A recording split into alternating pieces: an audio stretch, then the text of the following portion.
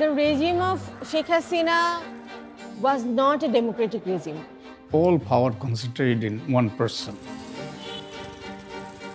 State-sponsored highway robbery. You get anything you want. It's a free-for-all. The scale of corruption in Bangladesh is beyond anything I've ever seen in any country in the world. When you are doing mega corruption, you can't hide it and you don't care.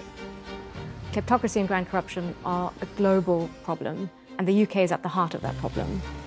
A lot of money allegedly stolen from Bangladesh has arrived in Britain, mostly invested in real estate. Knowing that money has been stolen is one thing, but getting it back is something else. This is one of the largest and most complicated asset recoveries in history.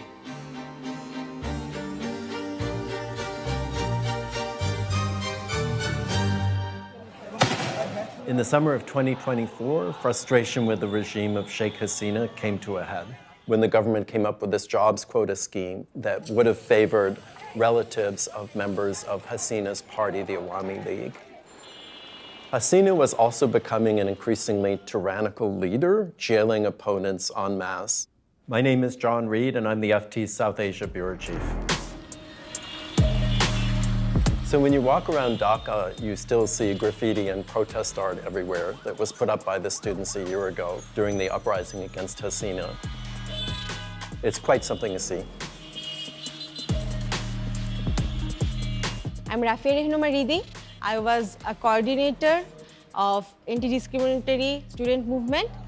At the early days, there were no direct confrontation with police, but on 14th July, police created like this chain and also put the barricades on the streets. My name is Rizwan Ahmed Rifat. I was one of the coordinators of Students Against Discrimination. Police, together with the ruling party's armed cadres, pounded upon the protesters with live ammunition, with sniper shot, with shell rounds from helicopter. I was on the streets armed with sticks and stones. So the crunch point came on August 5th. That's when police refused to fire on protesters, and Hasina was forced to flee into exile in India. The UN estimates that around 1,400 people died during the protests, but thousands more went missing or were injured, and the real toll is not really known. So even today, Hasina's supporters deny that she had anything to do with the violence. There are a few different theories going around, but one of the most interesting that I've heard from a senior Awami League figure is that Islamists posed as members of the Awami League student wing in order to then incite violence and lead to this sort of wider protest movement that then led to Sheikh Hasina's downfall. I've not seen any evidence to support these claims whatsoever. People were also getting disgusted with the level of corruption coming from Hasina and her circle, especially around the large amounts of money that they were rumored to be taking out of the country and spiriting away abroad. A lot of money allegedly stolen from Bangladesh has ended up in the UK.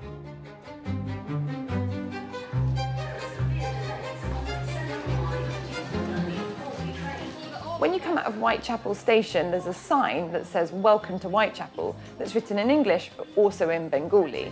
So obviously the links between Bangladesh and the UK go back to when Bangladesh was part of India, which was colonised, so there's been very long-standing ties. My name is Susanna and I cover commodities for the Financial Times, but I used to be based in Bangladesh as a journalist. The connections back and forth are very strong. That makes the UK a natural place for Bangladeshis to invest. The UK is also a natural place for many people in the world to invest, but all the more so if you've already got links. It's tempting for us to think of kleptocracy and grand corruption as something that happens far away. But the important thing is to understand that kleptocracy and grand corruption are a global problem, and the UK is at the heart of that problem. My name is Helen Taylor, and I'm the Deputy Director at Spotlight on Corruption. The UK is particularly attractive because of its huge financial sector, but also particularly attractive property market. The UK has become a popular destination for Bangladeshi politicians from across the political spectrum, particularly those living here in exile. My name's Ray Fuddin. Last year, I was a reporter on the newspaper's Westminster lobby team. We had been investigating the ties between UK political parties and large donors when Bangladesh launched a probe into Sheikh Hasina and her family. So we realized this was a global story for the FT because Hasina and her family are pretty global themselves. Her sister, Sheikh Rahana, is a UK citizen, and Rahana's daughter, Tulip Siddiq, is a Labour Party MP who until recently was a minister in the Starmer government. Members of Sheikh Hasina and Sheikh Rahana's families, including Tulip Siddiq, have been accused in corruption probes by Bangladeshi authorities of embezzling funds from infrastructure projects. Some members of the two families are also on trial in Dhaka for allegedly using their influence to illegally obtain state-owned land.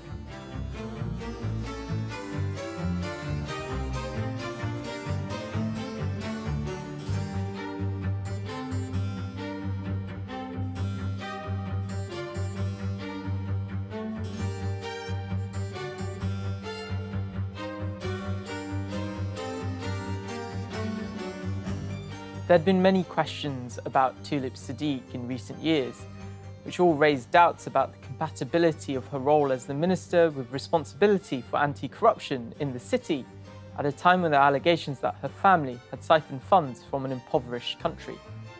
Obviously, as someone who lived in Bangladesh and covered Bangladesh for years, I'd had a lot of tips about money that had been taken out of Bangladesh to the UK over that time.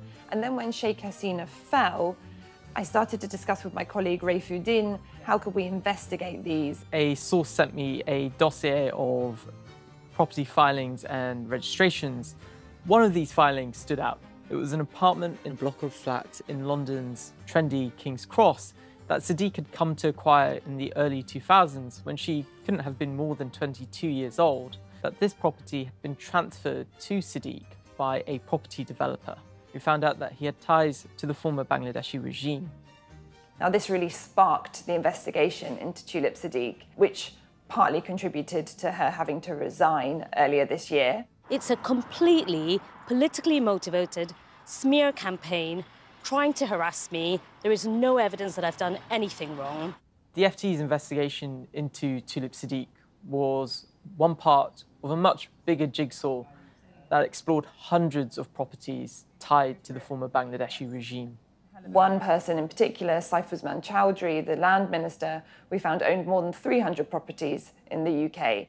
It's extraordinary that he managed to buy 300 properties, at the least, in the UK. This is a cabinet minister in one of the poorest countries in the world, where you're not allowed to take out more than $12,000 out of the country. The National Crime Agency has identified and frozen 350 properties, which tallies with the FT's investigation, which found more than 300 of those properties. Saifuzman Chowdhury hasn't responded to any questions put to him by the Financial Times.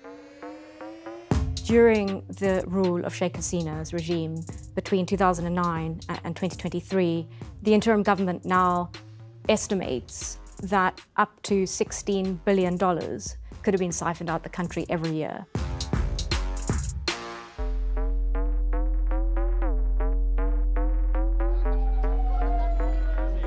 For a long time, power oscillated between Sheikh Hasina and Khaleda Zia, the leader of the BNP, the other main party in Bangladesh.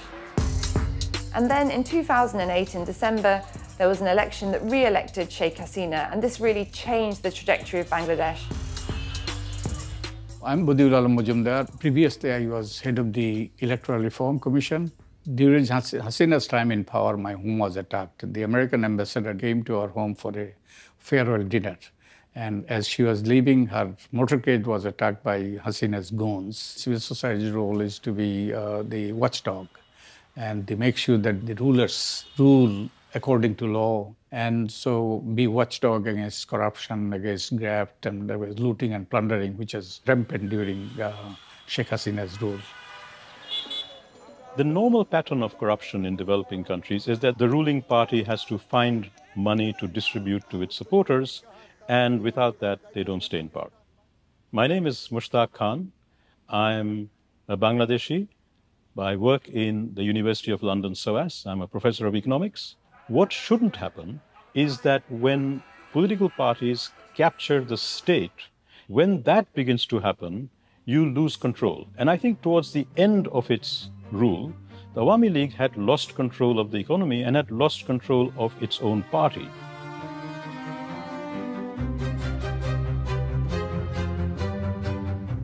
Some of the things that happened under the old regime are like a movie plot.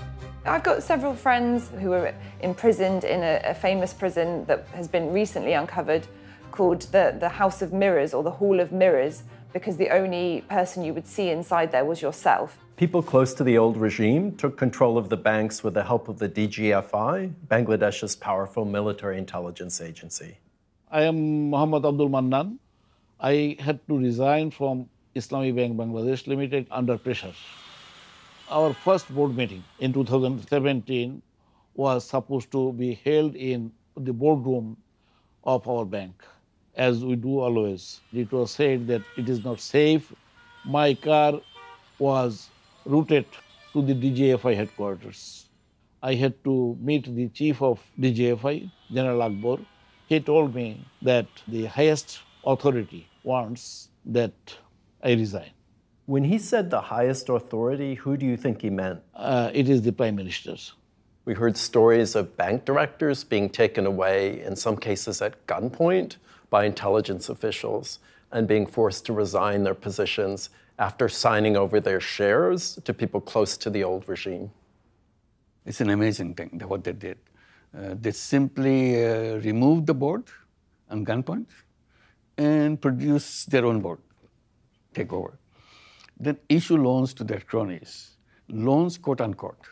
Everybody knew that you don't have to pay it back. One of the best ways to quantify the impact of this banking takeover is looking at non-performing loans and the rates of those, particularly after banks were taken over. And with state-owned banks, the rate of non-performing loans was already very high. Now, with a bank like Islami Bank, it really escalated after the takeover. In theory, no family could have more than 10% of a bank, but in reality, a number of these groups controlled not just one bank, but multiple banks, and used their control of the banks to effectively award themselves loans. These fraudulent loans were being approved often to fictitious companies or even individuals who had no collateral or means to pay back these loans.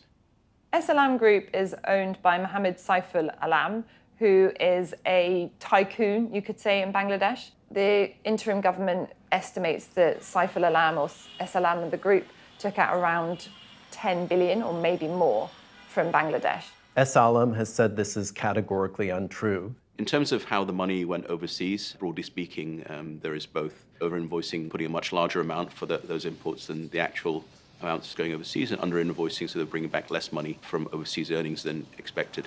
Another major area was informal channels. There's this thing called hundi, which is very similar to what's known in other parts of the world as hawala, which is an informal way of transferring money. If I want to transfer money from London to Bangladesh, I give money to an agent here, and then that money is cashed out at the other end in Bangladesh by an agent there, minus the commission, and they settle that bill separately, but no money actually moves. Now, this can be legitimate or it can be illegitimate as a way to move laundered money. Bangladesh, like actually a number of other developing countries, have capital controls. Individuals are not allowed to take out more than $12,000 without permission from the central bank. Once the loan has been issued and everyone's taken their cut and it's never being paid back to the bank, that's where the hundi network comes in. Hundi is often used to move remittance money from the UK to Bangladesh, but it can also be used to move money from Bangladesh to the UK, and it can happen at a really big scale. And one estimate, they looted $234 billion in both from the banking sector and business sector in different ways. This is probably the biggest money plundering from any country in the world. One of the things Bangladesh's Anti-Corruption Commission is looking into are allegations that people tied to the old regime skimmed funds from big infrastructure projects. One is the Padma Bridge project, which the World Bank declined to lend to because of corruption concerns. And another one was Bangladesh's first ever nuclear power plant.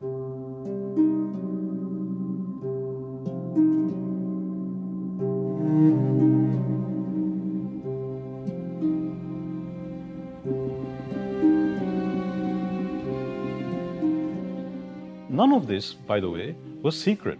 It was in the press, in the media, people were openly talking about it. The corruption was very public and in your face, but no one cared because no one had the power to do anything about it. And most people were so atomized and fearful that if they spoke out, they would disappear. There were these massive processes of disappearing people, putting them into dungeons, mysterious killings, mysterious disappearances, that even though everyone knew what was going on, they kept quiet.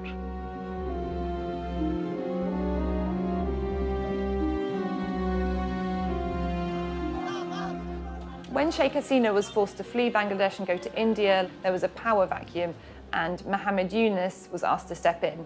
He's a Nobel Prize-winning economist and the father of microlending, and also really disliked by Sheikh Hasina. I'm Mohammed Yunus. I'm the chief advisor of government of Bangladesh. We know that our time is limited because this is an interim government, but we must start the process. One of Yunus's first acts was to name Ahsan Mansour, a former IMF official, as his central bank governor and head of a task force on asset recovery. I'm Ahsan Mansour. I'm currently the governor of Central Bank of Bangladesh. When I took over, we found that at least 11 of these banks, they didn't have the liquidity to pay the depositors who was asking for their money. I had to immediately step in, took over the banks, confiscated the shares that were held by previous owners. In order to keep the financial system functional, we had to inject 290 billion taka. Now we have to go for some selected resolution of those banks and find new investors and take it forward so that those banks may be consolidated, may be merged, and then start functioning like a normal, healthy bank. The central bank governor estimates that S. Alam siphoned off $10 billion with the help of the DGFI, one of Bangladesh's security services. S. Alam has also claimed that it's been wronged by the restrictions put on its banks in Bangladesh by the interim government because it's been prevented from lending and the management teams of those banks have been changed. So S. Alam Group claims to be the victim in all this.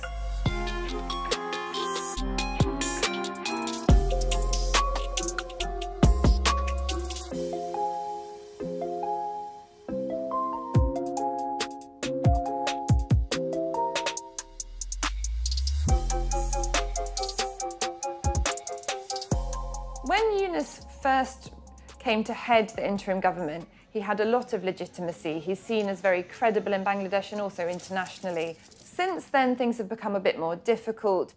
So Yunus is under growing pressure to hold elections soon, but he says he needs to reform Bangladesh's corrupted institutions first. The date that he's currently giving is February 2026. We have to do as much reform as possible. We don't want to create another fascist regime, weaponizing everything, the government functionaries and the judiciary and so on. So the Bangladesh Nationalist Party, the biggest opposition group during Sheikh Hasina's time, is almost certain to win. While you've changed the top layer of government, you have a huge bureaucracy underneath him, which hasn't necessarily changed so very much.